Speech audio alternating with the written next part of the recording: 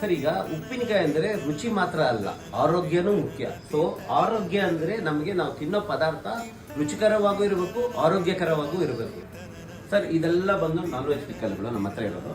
ಇದರಲ್ಲಿ ಇದು ಬಂದು ನಿಮಗೆ fish pickle, Apollo fish pickle, omega 3 content high ಇರೋ ಥರ ಇದೆ.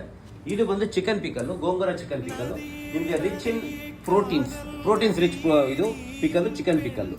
ಅದೇ ತರ ಇಲ್ಲಿ ಸುಮಾರು ವೆರೈಟಿ ಇದೆ. ಇದು ಮಟನ್, ಬೋನ್ಲೆಸ್ ಮಟನ್ ಪಿಕ್ಕಲ್ಲು, ಇದು ಸ್ಮಾಲ್ ಪ್ರಾನ್ ಪಿಕ್ಕಲ್ಲು, ಇದು ಬಂದು ನಿಮಗೆ ಚಿಕನ್ ವಿತ್ ಬೋನ್ ಚಿಕನ್, ಇದು ಬೋನ್ಲೆಸ್ ಚಿಕನ್.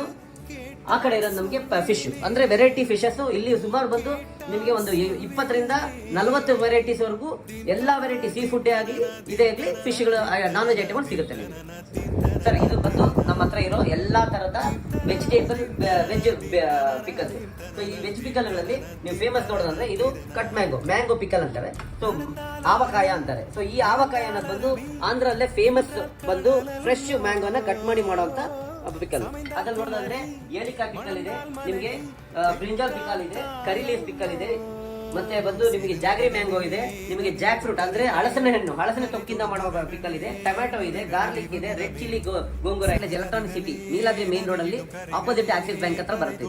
ಸೊ ಇದರಲ್ಲಿ ನಿಮಗೆ ಗೂಗಲ್ ಅಲ್ಲಿ ಲೊಕೇಶನ್ ಹಾಕಿದ್ರೆ ಪಿಕಲ್ ಮಾರ್ಟ್ ಇನ್ ಎಲೆಕ್ಟ್ರಾನಿಕ್ ಸಿಟಿ ಅಂತ ಆಟೋಮೆಟಿಕ್ ನಮ್ಮ ಲೊಕೇಶನ್ ತೋರಿಸುತ್ತೆ.